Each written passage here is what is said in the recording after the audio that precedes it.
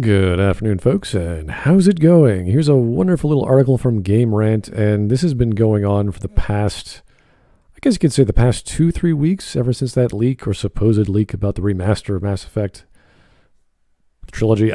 There's really no evidence that there's actually a remastered trilogy. This was just something that was listed on some sort of inventory, and that was removed soon after, so this could just be one big farce. That's why I haven't replied or talked about any of those posts. They're all just rumors, and who cares, right? So in this one, though, this is one interesting point on Game Rant, and there's one thing from Andromeda that should be adapted or brought onto the next Mass Effect game, if there is ever going to be one.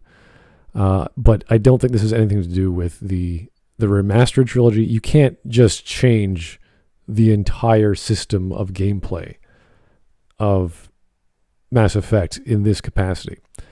Now, if you look at what this article is, it's not a big article, it's not a big deal, but it talks about how Andromeda, they dropped the Paragon and Renegade system. So if we're talking about Mass Effect and the whole gameplay, the whole appeal of the game, aside from the visuals and the sound and the acting, is the choices you make. That's the kind of promise we were given, and sadly we were not given a appropriate rendering realization of that promise. We got something like it. It was like a happenstance. Oh, your choices mean this, as opposed to your choices actually matter. And that's just reality. So in Andromeda, they took that away, and the whole argument is that it allows the main character to feel more empowered, the player character to be more empowered to do something that they want to do, and not be limited by an RPG system or a point system or this or that. Now, I'm all for skill systems in RPGs and min-maxing and that sort of thing, but it did limit the player in a social context where naturally Shepard, the Spectre, the guy or girl who can go anywhere and make big choices, should be free regardless of RPG systems. So another argument would be, well, I like to have skill points into Paragon and Renegade, and thus I have skills in talking and influencing people, supposedly. And I actually like that you can say things or do things with Paragon or Renegade interrupts that don't cause the right action, like trying to save Tali at the end of Mass Effect 3 if you don't have enough influence with both the Quarians and the Geth. So those are consequences that, even though you put points into all those Paragon or Renegade sides, you still can't get the desired outcome, which was a rare thing in Mass Effect, because all you really have to do is play blue or red, and you're going to be fine. That's generally how it goes. So this is the general idea. Now, what this has to do with the remake, I have no idea, because that would completely change the game. That could completely change how Mass Effect 1 was set up, everything you do in Mass Effect 2, which they streamlined pretty much everything. There were some Renegade and Paragon options, like hugging Tali, which I think everyone with a soul would do. Few Renegade interrupts, which are more beneficial, which are, I would say, arguably good choices to make because they make your life easier in the future fight you're having to protect Garrus. So yes, they're technically Renegade, and they're also helpful, which is a good use of the system, but you'd still want to do them anyway if you weren't going the Renegade method. That's where the system is breaking down. You don't want to have purely Jean-Luc Picard or purely Jason Bourne, or whatever you want to call that difference there. So in order to unlock all the Paragon options, and almost all Mass Effect players use Paragon, this is another problem that the stats have shown, that with this system, most people play the good guy anyway, regardless of the gameplay mechanic they're giving you. So if the gameplay mechanic is mostly unused, then what's the point? Now we could look at the inspiration, which was Knights of the Old Republic, and this is a sort of another simplification of the light-dark system there from the Force. So it came from there. Did it do a better job? It's hard to say. These are two very different systems and ethical quandaries.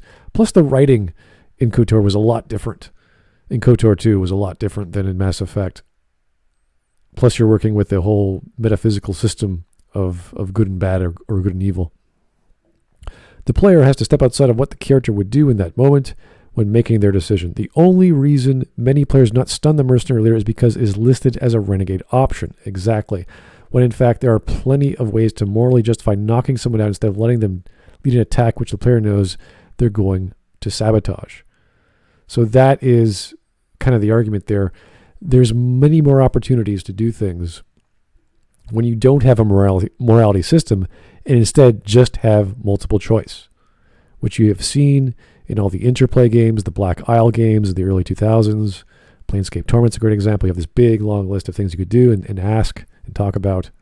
That is what you want, as opposed to keep doing Paragon, therefore you'll be better at talking to people, keep doing Renegade, and you're going to be much better at shooting people in the leg or whatever the case might be.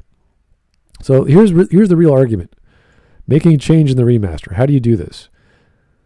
It makes every moral choice in the game extremely easy to make because it's color. I wouldn't say that's the problem. I think it streamlines it to the point where you don't think. You just choose red or blue. That's the problem. It's kind of a psychological thing, but the dialogue wheel ends up being limited as a result. The dialogue wheel streamlines conversation. It shouldn't have been part of the choice system, though. It should be a way of getting information to then make a choice. I thought that would have been a little more practical. There is no reward for judging each situation as it presents itself, and an expedient shepherd will simply find themselves with fewer options later in the game, which is very similar to the actual plot of the entire trilogy, which was never throw anything away. Keep everyone, don't kill anyone, all the resources, all the stuff you get, similar to how Morden's mission, you wanted to save all Malin's data, don't kill Malin, that sort of thing. So you wanted to keep everyone alive, keep all your resources intact, don't destroy the base at the end of Mass Effect 2.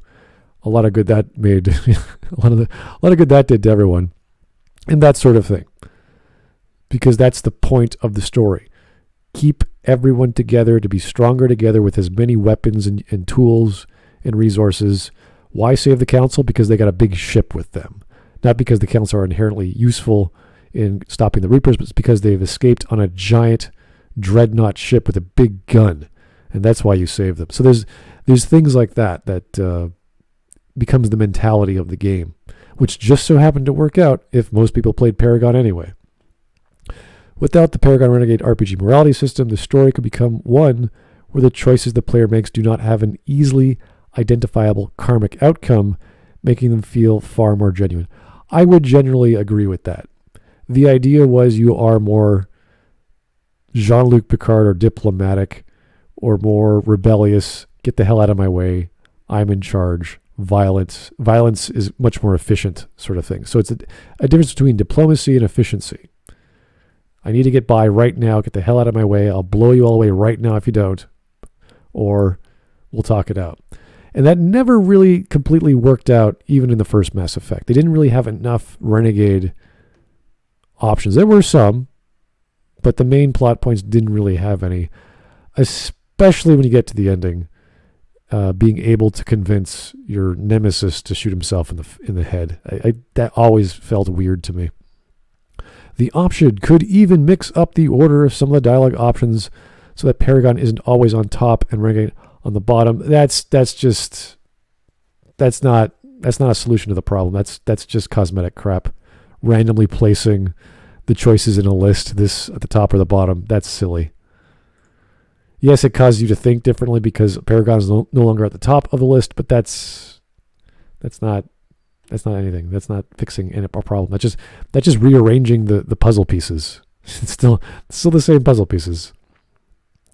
BioWare should, of course, be careful when changing things for the Mass Effect Remastered Trilogy, even if there is one. We don't know. Many fans will want to relive the vanilla experience as closely as possible. I agree, with better graphics and sound. While BioWare is also busy with Dragon Age 4, don't remind me, the studio should consider including an option to turn off the morality binary and to experience the story of Mass Effect in an entirely new and more nuanced way. You know, that's an interesting point. I don't think that's going to make it more nuanced. I think it's going to make it very boring because there is no There's no color coded, there's no point system. It's just choices, make choices. When people are expecting, I want to be a badass, I want to be diplomatic here. It could work. I think you just get rid of the system entirely for the next Mass Effect and make things just be choices.